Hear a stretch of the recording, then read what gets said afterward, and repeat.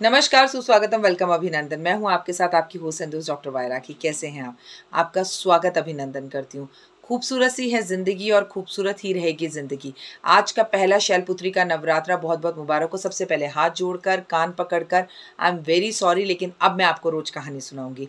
घर में white wash हो रहा था, ऑफिस की सेटिंग चेंज हो रही थी और पोटलियों की वजह से बहुत ज़्यादा मतलब प्रेशर था मेरे ऊपर।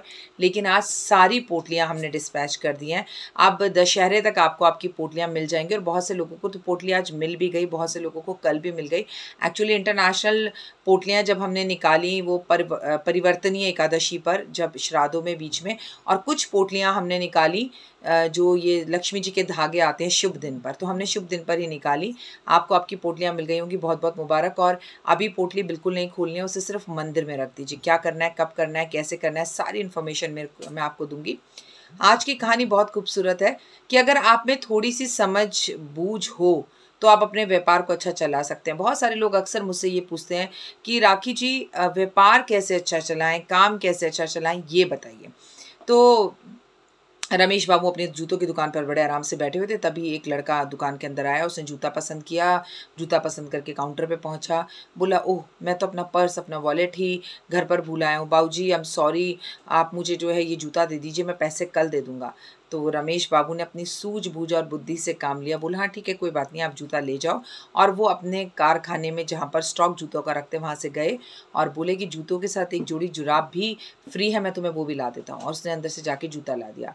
रमेश बाबू अपने आप को शीशे में देखकर मुस्कुरा रहे थे। अगले दिन वो लड़का फिर पहुंचा और बोला, बाबूजी, ये आपने क्या किया? मैंने तो आपसे कहा था कि मुझे 7 नंबर का जूता दो और आपने मुझे 6 नंबर का जूता दे दिया, और जूता छोटा है, फिलहाल तो जूता बदल दीजिए। और प्लस ये लीजिए, आपके कल पैसे रह गए थे, वो पैसे देने में आया हूँ। दुकानदार ने अपने ग्राहक को भी खराब नहीं किया, अपने आप को नुकसान भी नहीं पहुंचाया। अपनी थोड़ी सी समझदारी से उसने अपने ग्राहक को जूता दे दिया, पर 6 नंबर का जूता दे दिया 7 की जगह पर। अब 6 नंबर का जूता तो वो व्यक्ति पहनेगा नहीं, तो वो वापस आएगा ही आएगा। जूता बदलने जब आएगा तो वो पैसे भी ज़रूर लेकर आएगा। तो ऐसी सूझबूझ और समझदारी से हम भी अपनी ज़िंदगी में आ रही परेशानियों का हल कर सकते हैं। लेकिन गुस्से में आकर, अरे तुमने मेरा टाइम ख़राब कर दिया, तुम बेवकूफ़ हो क्या, इतनी देर से तुम जूते पसंद कर रहे हो, पैसे घर से नहीं लाए तो आए क्यों हो, इससे उसने ग्राहक का मन भी ख़राब नहीं किया, अपना बीपी भी नहीं बढ़ाया, और ज़िंदगी भर के लिए ग्राहक पर भरोसा कर कर उसका विश्वास भी जीत लिया। अब वो ग्राहक ज़िंदगी में कभी भी कहीं भी जूता लेने जाएगा तो यकीन मानिए कि वो सबसे पहले इसी अंकल की दुकान पर आएगा जिन्होंने उसे वक्त आने पर उधार दिया था और विश्वास किया था। आपकी और मेरी ज़िंदगी में भी एग्जैक्टली यही होता है। हम कई परेशानियों से बड़े घिरे हुए होते हैं, परेशान होते हैं, और हमें उनका कोई रास्ता नहीं दिखता। हमें लगता है, ओह, बस ज़िंदगी ख़त्म हो गई है। पर दोस्त, ज़िंदगी कभी ख़त्म नहीं होती। शैलपुत्री का जो नवरात्रा होता है वो घर की बेटियों के लिए होता है। आपको बताऊं, अगर आप घर की बेटी हैं, हर वक्त माता पिता आपके लिए नहीं करेंगे, अगर आप घर की बेटी हैं तो एक बात याद रखिएगा, ज़िंदगी के अंदर पार्वती माँ की तरह बनिएगा। हिमालय की पुत्री बनी थी शैलपुत्री, और वो बेहद ज़्यादा जो है दक्ष की पुत्री थी। बेहद ज़्यादा जो है शिव से प्यार करती थी, शिव को तपस्या करके पाया, पर उनके पिताजी उनका विवाह जो है वो विष्णु के साथ करना चाहते थे।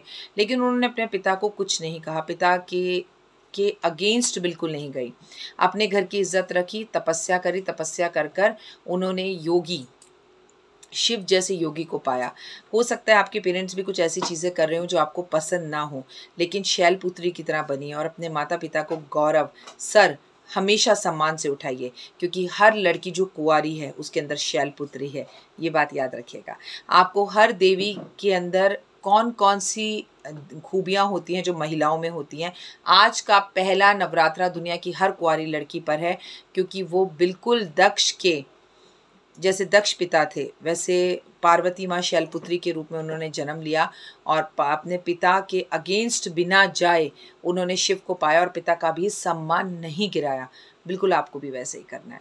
अपने पिता का अपमान कभी मत होने दीजिएगा, क्योंकि हर कुंवारी लड़की अपने घर की शैलपुत्री होती है। वीडियो को लाइक, सब्सक्राइब, शेयर ज़रूर कीजिएगा। मैं आप लोगों से बेहद प्यार करती हूँ। कमेंट्स में जय माता दी ज़रूर लिखिएगा।